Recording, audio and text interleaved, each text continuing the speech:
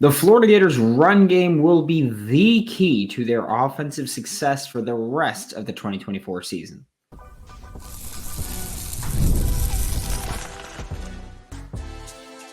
You are Locked On Gators, your daily podcast on the Florida Gators. Part of the Locked On Podcast Network, your team every day. Hello and welcome back to another episode of Locked On Gators, part of the Locked On Podcast Network, your team every day. Thanks for making Locked On Gators your first listen of the day every day. We are available daily and free wherever you listen to the podcast and on YouTube. Happy Tuesday. I am Brandon Olsen. Find me on Twitter at WNS_Brandon. Find all of my written work with New York Giants on SI. Today's episode is brought to you by FanDuel. Place your first $5 bet. You get started with $150 in bonus bets if that wins. Visit FanDuel.com to get started. And like I said, the importance of the Florida Gators running game here. It can't be overstated.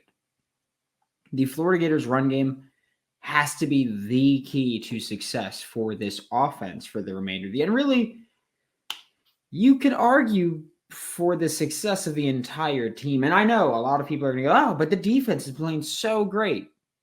Yeah, part of it is because when you have a successful run game and you can keep your defense off the field, when they come onto the field, they'll be fresh and ready to go.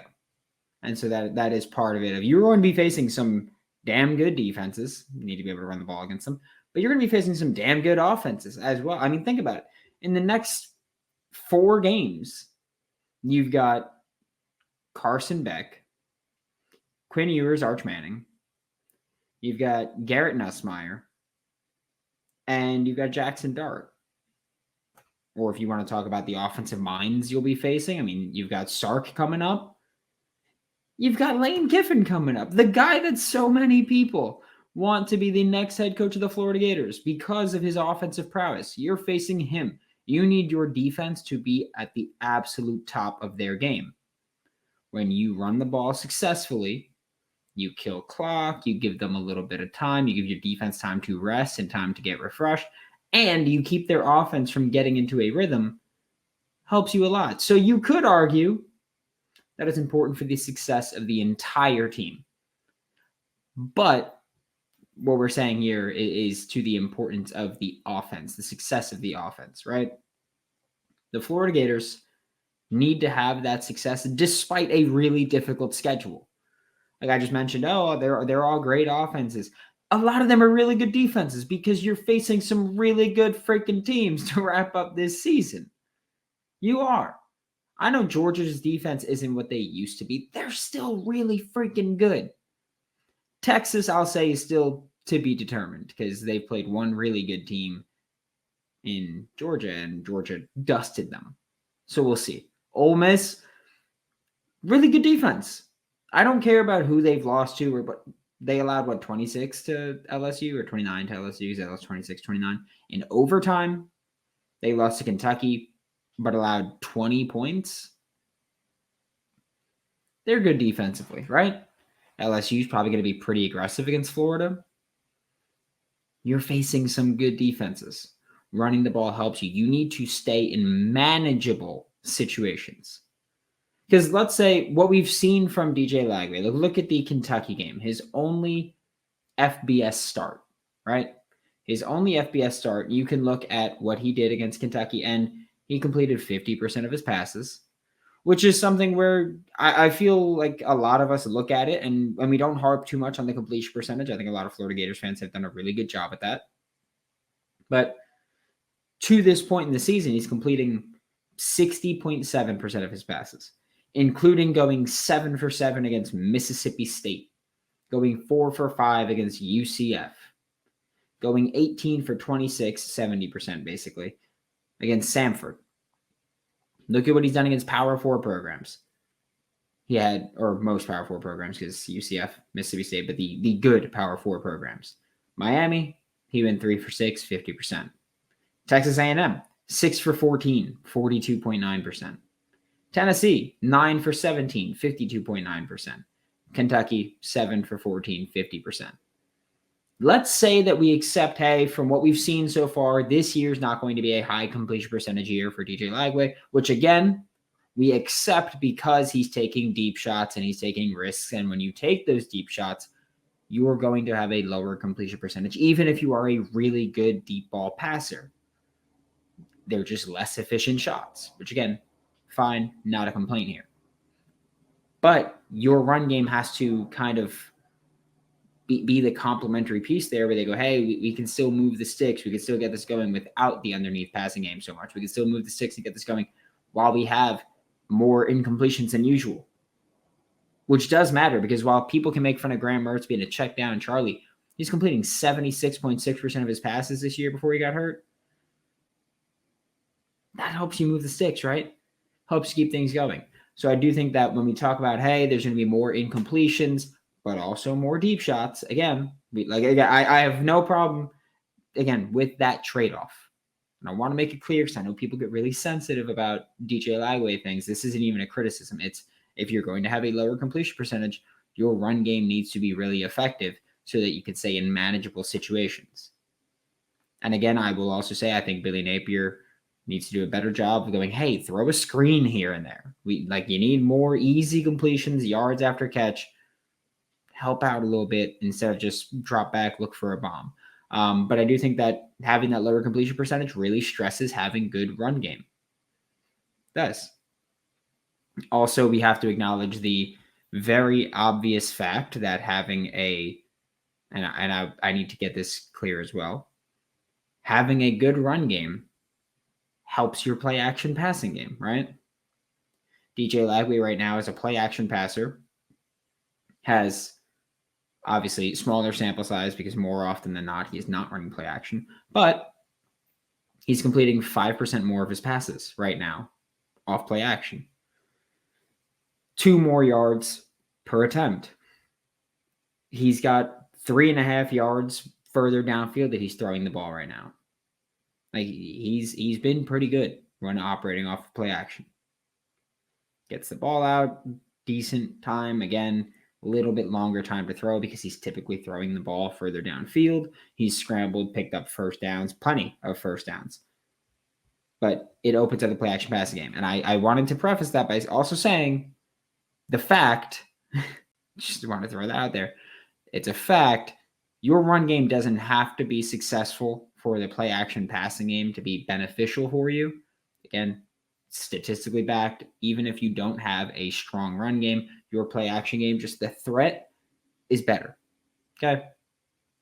It just really helps to have a good run game. It does. It makes it a lot easier to have a run game in order to open up that play action passing attack.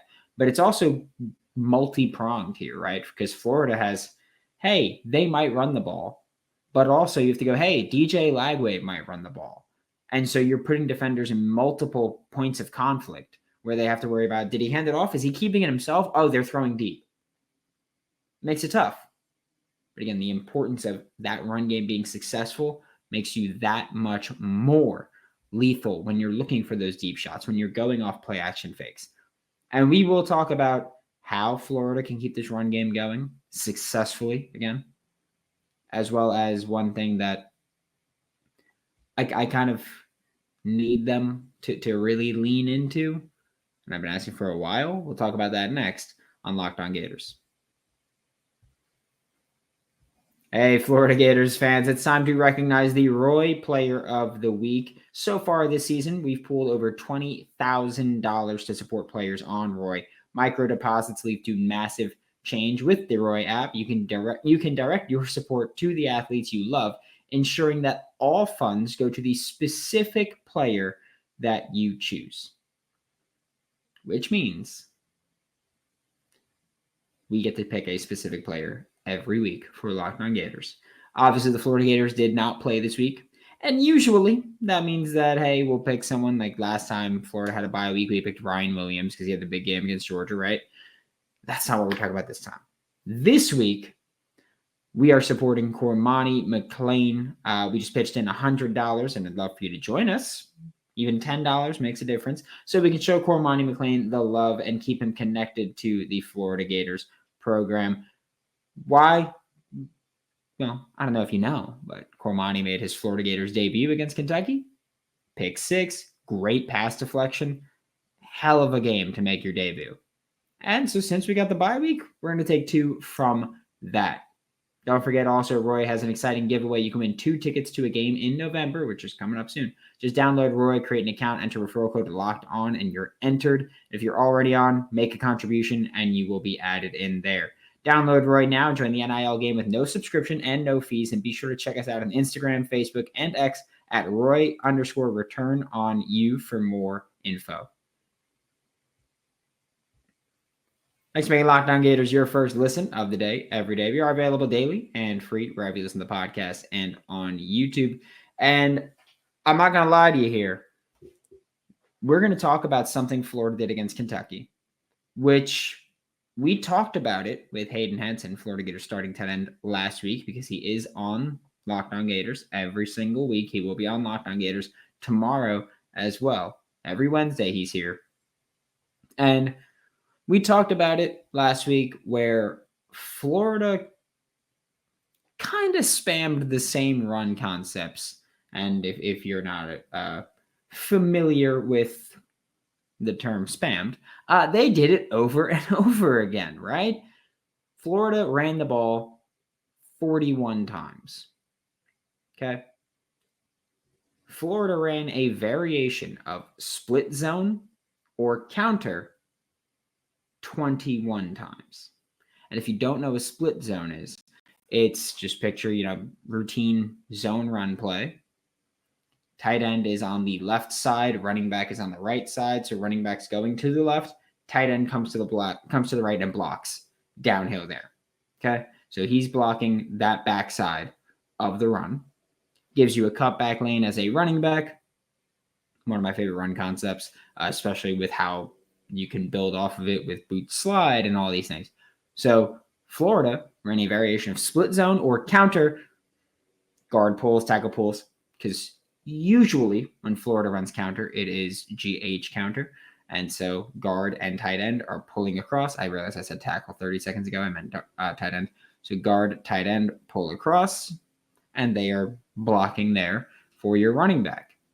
So again, they ran a variation of split zone or counter 21 times. Don't forget, they only ran the ball 41 times. So more than half of their runs were a variation of split zone or counter against Kentucky. Those runs per SEC StatCat averaged 5.86 yards per carry. That means that on those 21 runs of split zone or counter, Florida picked up 123 rushing yards. They ran for 208 yards, which means on the non-split zone, non-counter runs, they picked up 85 yards on 20 carries, 4.25 yards per attempt. 1.61 yards less per attempt than when they ran split zone or counter. They were incredibly efficient running that. I say this to say this fun thing. It is something that I've spent, 9 months now asking this team to do more of. You can go back and you can check the tape. And I've talked about you need to run split zone more. You need to run counter more. You've built a team that can do this. Do it more. We saw more duo against Kentucky. Duo is where there's multiple double teams on the front. And Hayden Henson, I think it was right before the season, we talked about his favorite blocking scheme, and he said it was duo. And I talked about in that same show with Hayden, I talked about how this past summer I was covering the New York Giants training camp in person. Running back Eric Gray, running back Joshua Kelly, both told me, yep, my favorite run to run is duo. Duo's taken over right now. Sean McVay's doing it a ton. He's become the duo guy. Florida started bringing that a bit more. This run game is finally modernizing to what it should be.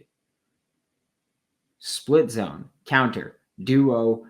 You can run inside zone a little bit, but you don't need to have all these different run variations, or all these different run concepts. You can have variations of the same concepts that you are good at. And Florida has been really good at split zone and counter. Duo, they've been decent, not as good. I'll see if I can actually pull up the number right now for split zone and counter. Split zone, one of the variations, they're averaging 4.4 yards per carry on it right now. They're averaging 4.1 on another variation of it. I'm trying to see if we can have pull up the counter numbers here. Again, this is all SEC StatCat. Duo, they've run, how many times did that say? Duo, they've run 19 times this year. They're averaging trying to do the math of the variations of Duo. I want to say they're averaging about 4.1 yards per carry on it. On counter, they're averaging 4 yards per carry on it. And again, this is after they were struggling on it a little bit, but they've gotten really good at it. They've got a team that should be, in theory, really good at it. They've been able to do it. Now that they're, starting their starters instead of, hey, you're gonna start but play like 60% of the snaps, whatever ridiculous bull crap that was. I don't get it. Keep leaning into it, right? Like you can keep leaning into what has been working for you in recent weeks, especially when you've been calling it more frequently. They've been finding more success. I will also say part of it, I think, is having Jaden Ball. I think he's a good cutback running back. He's been finding success on those runs. And again, it could be as simple as, hey, when he's in here, these are going to be the run concepts we run more of. Head coaches and offensive play callers frequently ask running backs, hey, what do you want to run this week? What do you want to run here? What do you want to run there? They ask, and usually running backs give an answer, and if you get a call, it works out. And a lot of these also had the option play built in, which further goes into having DJ Lagway, because when you have that option play built in, they are now respecting that, hey, he might be handing this off or keeping it himself, and it opens up your run game. I wish we had the numbers for split zone and counter with Lagway versus split zone and counter with Graham Mertz, because I promise you they are more effective with DJ Lagway out there. And I think that you have to just keep leaning into those. You're going to be facing some really aggressive defenses. Great. Have the counter come on back at him. Split zone, DN thinks he's got the run. Have Hayden Arliss clean him up. I think Arliss is also, by the way, I don't know what it is. I feel like he's significantly better on split zone than anything else he does as a blocker. I don't know if it's because you're kind of creeping up on him sometimes, or if it's you've got a full head of steam against someone who's not really moving that much. I don't know what it is, but he is considerably better on split zone than any other blocking scheme. I don't think he's great at either of them or any of them for that matter, but he's been better there. And having that option built in, whether it's an RPO or just straight read, very helpful. Obviously, not seeing the read too much on counter, but on split zone, oftentimes, it at least, if DJ Lagway isn't actually reading, he's at least giving the eyes as if he's reading. And again, that alone is enough sometimes. So I do think that Florida, you got to keep leaning into what worked against Kentucky, what's been working in recent games, and what should, again, in theory, continue to work. This is not going to be an easy stretch. Not impossible to get this run game consistently moving downfield and consistently helping you open up everything else with your offense. And again, a big part of that is having DJ Lagway, which we'll talk about him in a second next on Locked On Gators. Get ready to tackle the NFL action with FanDuel, America's #1 sportsbook. Right now, new customers can bet $5 and get $150 in bonus bets if you win. I need to get this off my chest a little bit. This past Sunday, I had bet on, who was it? It was Cedric Tillman to score a touchdown. It was David Montgomery to score a touchdown. James Conner to score a touchdown. J.K. Dobbins to score a touchdown. And they all did. But I also bet on Breece Hall to score a touchdown. And watching him get stuffed at the line of scrimmage, I don't think I've ever hated a player more than I hated Breece in that moment. And I love Breece, but hated him in that play.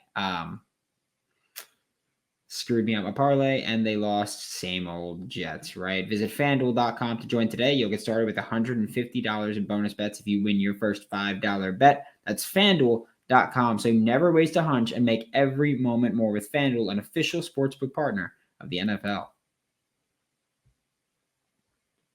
Thanks for making Locked On Gators your first listen of the day. Every day, we are available daily and free wherever you listen to podcasts and on YouTube. To wrap up today's show, we are talking about DJ Lagway's involvement in this run game. Again, I know that so many people want to talk about the deep shots and everything. Yes, that's absolutely a huge part of this. He's very good. He's arguably, or not even arguably, from the people who have attempted the same amount of passes as him and more, he's the best deep ball passer in the country. Obviously, when his sample size gets larger, especially against SEC programs, especially against the college football playoff contender programs that Florida's about to play for the next month, might drop. Might not, but it might, especially with Georgia having their two starting safeties expected to miss the first half due to targeting. Might not drop that much yet. I'm just saying. But it is important for the Florida Gators to manage the rushing workload. And I bring that up because we just spent last segment talking about all the option keys attached to this run game right now with split zone read, with just any zone read, inverted veer, whatever we're going to, I mean, Florida doesn't really do that. But my point is just the variations of the option. I just wanted to bring in inverted veer to mention not every option play is zone read. Crazy stuff, I know. But it is important for the Florida Gators to manage the workload of DJ Lagway to keep him healthy. However, you have to make sure that you're not over-managing his workload to the point where you're handicapping the offense by being too conservative with his rushing ability. Because yes, and I know people always go, when I brought up split zone read, people are like, oh, he's not Anthony Richardson. He can't run like Anthony Richardson. I don't need him to. I don't need him to run like Anthony Richardson. I don't need him to run like Cam Newton. I don't need him to run like anyone except DJ Lagway. I'm not asking him to run this a complete spread option offense where he's the fullback and quarterback. Like, I'm not saying any of that. But he's got valuable rushing ability that you need to utilize if you want to win some games here. Okay? And I will go back to the Kentucky game for this. The RPOs, we saw a lot of RPOs and a lot of option plays in general. And we talked about this, I want to say last Monday or last Tuesday, where when Florida would run these RPOs and any option plays, Kentucky tend to kind of go, hey, we're going to let you hand this ball off. Part of that is because Kentucky, for the overwhelming majority of the season, was so good at defending the run, and Florida just beat the crap out of them with that. But part of it was that Kentucky was so good at defending the run that they were like, hey, let's force him to hand it off, and then we'll make stops there, and we'll limit their offense that way. Obviously, it didn't work out the way that they intended it, but that was their strategy. The RPOs against Kentucky were defended in a way where handing it off was the right decision. And I will say that DJ Lagway has consistently shown the willingness to make the right read and hand it off. And that's important for a quarterback to not go playing hero ball. I know a bunch of people talk about the 4th and 1 against Tennessee, where DJ Lagway handed it off to Trey Wilson, and people came out and they're like, oh, it's an option play. He made the wrong read. No, he didn't. It was an option play. He made the right read handing it off. Despite what clear path you may have seen for it, does not matter. He has a read key. He made the right read. He handed it off. My issue continues to be that it was an option at all. It should have just been, hey, DJ Lagway, go pick up this first down for us. But he's consistently shown the willingness to hand it off and when he's making the right read, and he's consistently shown the ability to make the right read. His legs need to be a part of this offense, however. Again, If you keep going out there with your RPOs and your options and opposing defenses keep going, yep, hand it off, then hand it off. That's fine. But at some point, I'm expecting teams, especially if your run game's working while handing it off, I'm expecting teams to kind of key in on that, and then DJ Lagway make them pay. Per Pro Football Focus, which I know people feel all kinds of way about, I will say what I have always said about PFF. I don't give a damn about their grades. Their stats, though, helpful. That's an important thing with PFF. I don't think that their grades matter at all. Their stats help. Per Pro Football Focus, DJ Lagway has run the ball on designed carries this year 16 times. Okay? 16 times for 81 yards, which 5.06 yards per carry. Pretty good number, especially when you go, hey, it's a quarterback running a designed run. Because I know that oftentimes you see quarterbacks on PFF and they've got higher yards per carry numbers, never on like ESPN or Sports Reference, because those include you got sacked, that counts as a rush for a negative yard. That's one of the reasons I use PFF when we talk quarterback rushing specifically, is that it takes into account no sacks in rushing stats, because that's a stupid metric to use. I don't get it. It's a stupid metric to use, right? But when you look at quarterbacks, a lot of them are higher yards per carry than a lot of running backs. Cam Ward's averaging 9 yards per carry on PFF. Ja'Cory Brown, and I look at that because that's the highest yards per carry among qualifying quarterbacks. Ja'Cory Brown, same thing. Gio Lopez at South Alabama, 8.7. Giovanni McCoy, 8.5 at Oregon State. They tend to average it because a lot of it is, hey, they scramble, and when they scramble, there's a ton of green grass in front of them. So yards per carry is higher. But DJ Lagway averaging 5.06 on designed yards per carry, that's really good. Okay, like I want to throw that one out there. That's really impressive. Not worrying about scrambling. The Army guys are averaging 6 yards per carry, and they're running the option on designed runs. Like, that's what they're built to do. And they're a yard better than what DJ Lagway does on designed runs. I don't know. I feel like that's pretty good comparatively, right? If you have anybody averaging 5 yards per carry on designed runs, that's pretty good, especially when it's not their job to run that often. On scrambles, DJ Lagway is averaging 6.2 yards per carry. So he's being really effective when he scrambles as well. He's just a very effective rusher. And I need to just hammer this home again. He needs to continue to be involved in the running game because his legs are a valuable asset. He's a great passer. I'm not taking that away from him. I know when I talk about DJ Lagway's legs, there's always someone that's like, oh, stop discounting his arm and his passing ability. I'm not. I think by you doing that, you discount his legs, which is your mistake there. He needs to protect himself, though, when he does it. Because, again, he's needed for this team to be successful and find wins. But DJ Lagway's rushing ability opens up this offense. It opens up this rushing attack. It opens up this passing attack as well. So I think that more design carries or more option RPO, and if he keeps it, he keeps it. I think you need to run more bootleg specifically, not just play action, but get him moving out of the pocket and tell him, hey, if there's green grass, take it and slide, get down out of bounds, whatever it is you got to do. Protect yourself. But DJ Lagway's rushing ability helps this whole offense move for the remainder of the season, which, again, rushing attack needs to work. Rushing attack in every single way needs to work here. Next, we make Locked On Gators your first listen of the day every day. We are available daily and free wherever you listen to the podcast and on YouTube. We will be back tomorrow with Hayden Hansen talking more Florida Gators football. For Locked On Gators, I'm Brandon Olsen. Don't forget to follow me on Twitter at WNS_Brandon. Find all my written work with New York Giants on SI, and I will see you all next time.